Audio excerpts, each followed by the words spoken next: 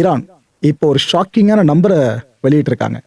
என்ன சொல்றாங்கன்னா, இந்த வார் ஆரம்பிச்சிருந்து இப்போ வரைக்கும் எங்க நாட்டில் 250 ஸ்டூடெண்ட்ஸ் அண்ட் டீச்சர்ஸை கொண்டு இருக்காங்க. மற்ற விஷயங்கள் போகிறது ஓகேங்க, எங்களுக்கு டேமேஜ் எதனா பொருட்கள் ஆச்சுன்னா நாங்கள் சரி பண்ணிப்போம். சிவிலியன்ஸில் சாமானிய மக்கள் கொல்லப்படுறாங்க அப்படின்னா அவங்கள தாண்டி படிப்பில் சிறந்தவங்க இருக்காங்களே, எங்களோட அடுத்த எதிர்காலம் நினைக்கிற மாணவர்கள் இருக்காங்களே, இப்படி ஒரு பக்கம் டீச்சர்ஸ் மாணவர்களை டார்கெட் பண்ணி அடிக்கிறதெல்லாம் நாங்கள் எப்படிங்க ஏற்றுக்க முடியும்? 250 பேர் இதில் கொண்டு இருக்காங்க, மாணவர்கள் ஆசிரியர்கள் அப்படின்ட்டு ஈரான் வருத்தத்தோடு இந்த நம்பர்ஸ் இப்போ வெளியிட்டிருக்கு. இன்னொரு பக்கம் இஸ்ஃபகான் பகுதி இருக்குல்ல ஈரான்ல, அங்கே 15 பேர் அரெஸ்ட் பண்ணியிருக்காங்க. ஒரு பக்கம் ஈரான் வார சந்திச்சுக்கிட்டு இருக்கு, இன்னொரு பக்கம் அரெஸ்ட் படல வேற போய்கிட்டு இருக்கு. என்ன குற்றச்சாட்டு தெரியுமா? இவங்க இங்கிருந்து சில சென்சிட்டிவான இன்ஃபர்மேஷன்ஸை வெளிநாடுகளுக்கு அனுப்புறாங்க. குறிப்பா இஸ்ரேல் தரப்புக்கு இவங்க கொடுக்குற மாதிரி தெரியுது, மொசாட்டுக்கு வேலை பார்க்குறாங்களோன்ற எண்ணத்துல தான் நாங்கள் அரெஸ்ட் பண்ணியிருக்கோன்னு இந்த சஸ்பெக்டுக்கான காரணத்தையும் ஈரான் அரசு இப்போ சொல்லியிருக்காங்க.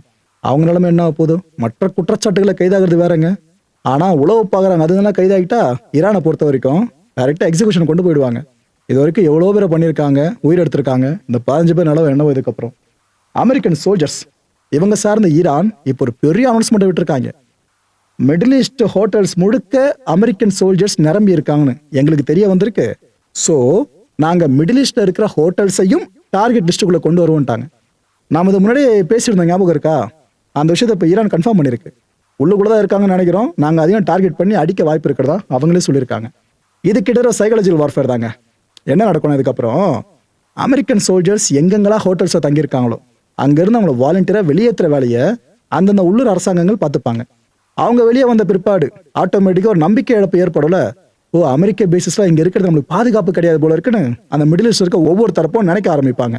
இது ஈரான் எதிர்பார்த்த விஷயமா? இது நடக்குமா? ஒன்று. ரெண்டாவது, அவங்களோட டார்கெட் அப்படின்றது சிவிலியன்ஸ் மத்தியில் வைக்க முடியாத சூழல் ஏற்பட்டுரும். ஈரானுக்கு அது நல்லது தான், ஏன்னா சிவிலியன்ஸ் அவங்க தொடர்ந்து ஹிட் பண்ணாங்கன்னா உலக நாடுகளோட எதிர்ப்பை சம்பாதிக்கணும். ஒரே கல்லில் 2 மாங்கன்னு சொல்லுவாங்களே, அப்பேற்பட்ட விஷயத்தை தான் ஈரான் இப்போ ட்ரை பண்ணியிருக்கு.